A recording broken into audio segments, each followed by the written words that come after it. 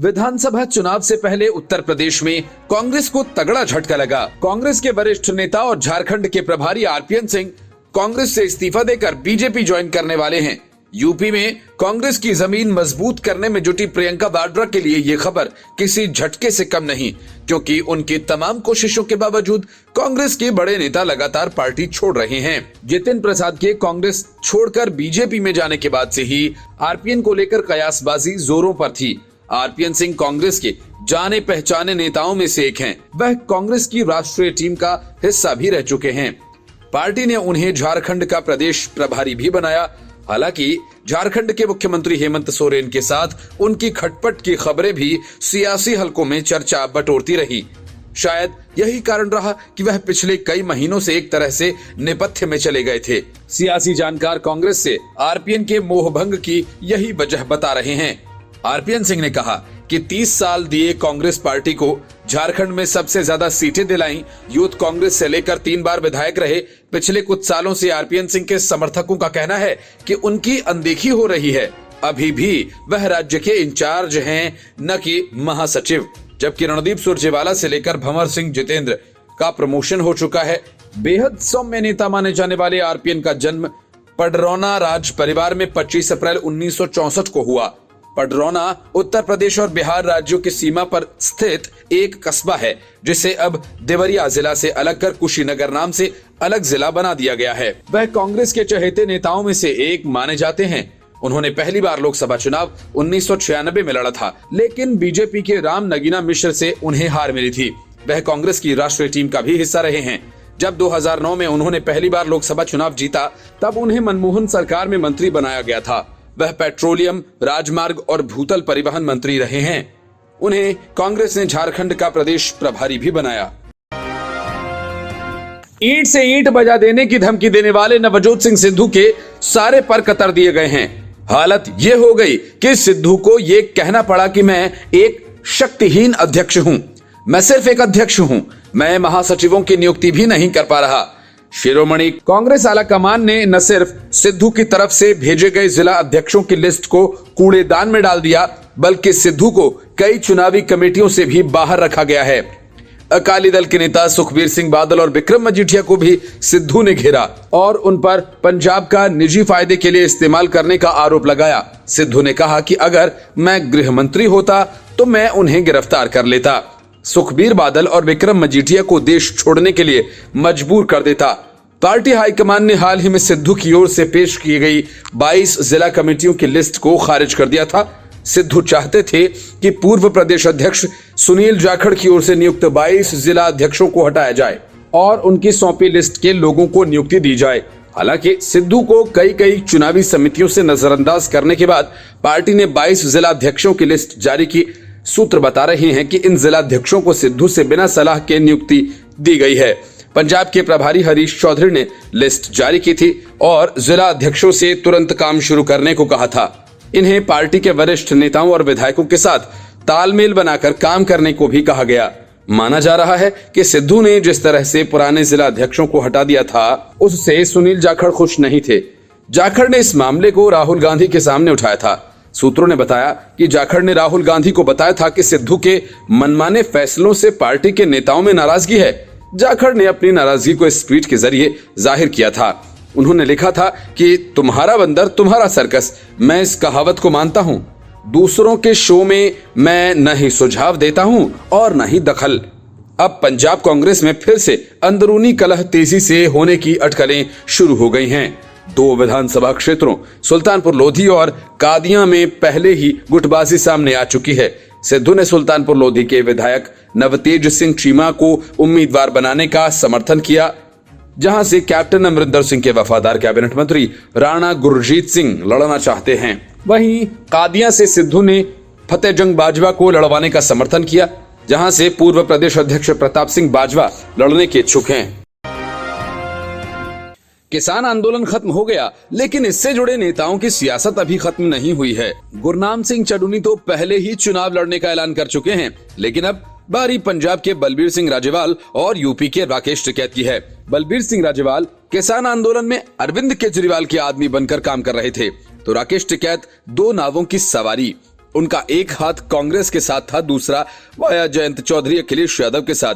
आम आदमी पार्टी राज्यपाल को सीएम फेस बनाने के लिए बेचैन दिखती है, तो अखिलेश यादव और प्रियंका वाड्रा की नजरें राकेश टिकैत पर टिकी हैं। तोलमोल में जो बाजी मारेगा, राकेश टिकैत उसका झंडा लेकर घूमेंगे।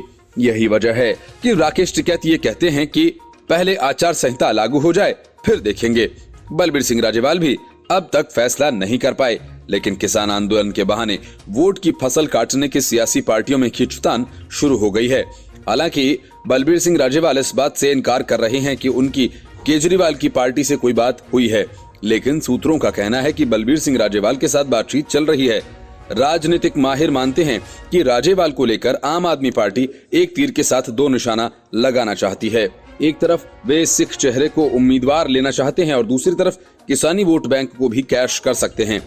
माना जा रहा है कि इससे पहले आम आदमी पार्टी और बलबीर सिंह राजेवाल दोनों इस उधेड़-बुन में थे कि किसान आंदोलन का कोई हल नहीं निकला। इस कारण राजनीति को लेकर किसी तरह का फैसला लेना कठिन था। अब जबकि आंदोलन सफलतापूर्वक अपनी मांगों को मनवाकर घर लौट रहा है, तो ऐसे में बलबीर सिंह राजेवाल एक बड़ी जिम्मेदारी से मुक्त हो गए हैं और अब वे अपने भविष्य का फैसला आजादी के साथ कर सकते हैं। संभावना है कि आने वाले दिनों में आम आदमी पार्टी में शामिल होकर राजेवाल बड़ा धमाका भी कर सकते हैं। बलबीर राजेवाल की पिछले दिनों की तकरीरों में भाजपा, कांग्रेस और शिरोमणि अकाली दल को लेकर टिप्पणियां तो सुनने को मिली, लेकिन केजरीवाल के खिलाफ उन्होंने कभी गंभीर तंज नहीं किया। राघव चड्ढा ने हाल ही में बलबीर राजेवाल की खूब तारीफ की थी। जब उनको भगवंत मान, सोनू सूद, नवजोत सिद्धू और बलबीर राजेवाल संबंधित पूछा गया, तो राघव ने राजेवाल की तारीफ करते हुए कहा कि वे बहुत अच्छे और बड़े किसान नेता हैं। जब उन्हें पूछा गया कि क्या राजेवाल के साथ कोई बातचीत चल रही है, तो उन्होंने इनकार करने के बजाय बात कहीं और घुमा दी।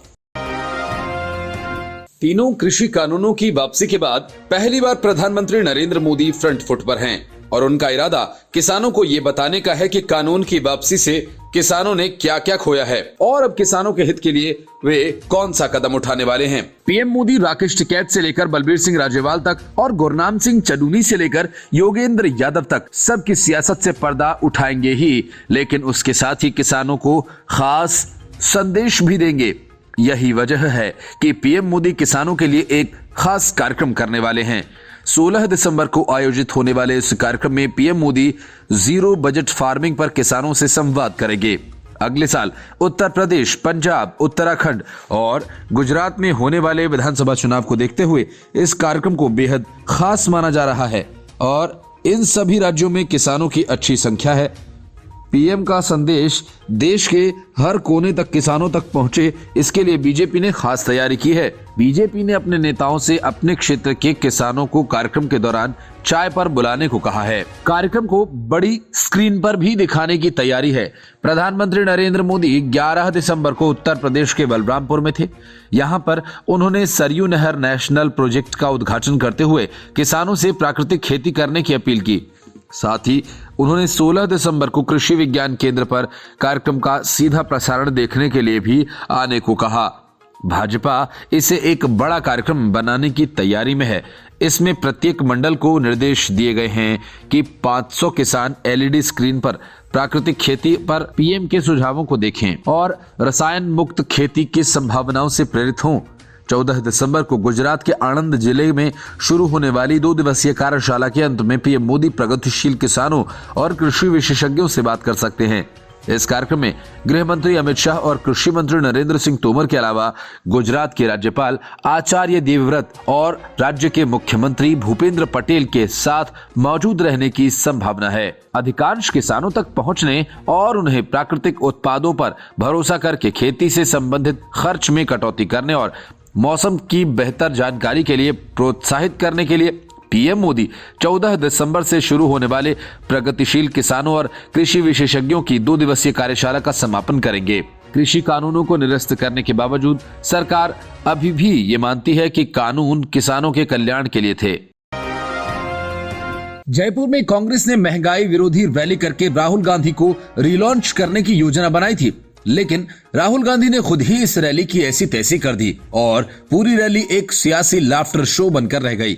सलमान खुर्शीद की किताब में हिंदुत्व की तुलना आतंकी संगठन आईएसआईएस और बोको हरम से करने के बाद उपजे विवाद पर राहुल गांधी द्वारा हिंदू और हिंदुत्व में अंतर बताने के बाद उन्होंने उसे परिभाषित भी कर दिया।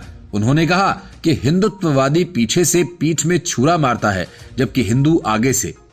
राजस्थान की राजधानी जयपुर की रैली में राहुल गांधी ने खुद को हिंदू और भारत को हिंदुओं का देश बताते हुए कहा कि 2014 से सत्ता में हिंदुत्ववादी बैठे हैं और उन्हें सत्ता से बाहर करना है। रैली को संबोधित करते हुए राहुल गांधी ने कहा कि किसानों की जो आत्मा है, उनका जो दिल है, छाती में चाकू मारा। और भाइयों और बहनों, इतना ही नहीं, इसके बाद राहुल गांधी चाकू मारने की प्रक्रिया भी लोगों को बताने लगे। राहुल गांधी एक सुरक्षाकर्मी को पीछे से जाकर चाकू मारने की मुद्रा बनाते नजर आए और कहा कि आगे से नहीं, पीछे से। क्यों? क्योंकि वो हिंदुत्ववादी हैं। हिंदू अगर मारता है तो आगे से मारता है, हिंदुत्ववादी मारता है तो पीछे से मारता है। राहुल गांधी ने हिंदू और हिंदुत्व के बीच अंतर को दोहराते हुए कहा कि हिंदूवादी सत्य के लिए मारता है, लेकिन हिंदुत्ववादियों को सत्य से कोई लेना देना नहीं होता। उन्होंने कहा कि एक हिंदू के लिए सत्य उसका पथ होता है, वह आजीवन सत्य की खोज में रहता है, सत्य के लिए ही मरता है। महात्मा गांधी का उदाहरण देते हुए राहुल गांधी ने कहा कि उन्होंने पूरे जीवन सत्य की खोज की, लेकिन हिंदुत्ववादी गोडसे ने उनके सीने में 3 गोलियां मारकर उनकी जीवन की लीला ही समाप्त कर दी। रैली में राहुल गांधी ने कहा कि हिंदू और हिंदुत्व एक नहीं हो सकते, जैसे 2 जीवों की एक आत्मा नहीं हो सकती, उसकी तरह 2 शब्दों का एक मतलब नहीं हो सकता। हर शब्द का अलग मतलब होता है। एक हिंदू सत्य की खोज में कभी झुकता नहीं, लेकिन एक हिंदुत्ववादी नफरत से भरा होता है, क्योंकि उसके मन में खौफ होता है। रैली में जुटे कार्यकर्ताओं से कहा कि अब वक्त आ गया है कि सत्ता में बैठे हिंदुत्ववादियों को हटाकर हिंदुओं को लाया जाए। उन्होंने कहा, मैं हिंदू हूं लेकिन हिंदुत्ववादी नहीं हूं। राष्ट्रीय स्वयंसेवक संघ पर निशाना साधते हुए राहुल गांधी ने कहा कि आज देश के सारे संस्थान एक संगठन और एक हाथ में हैं।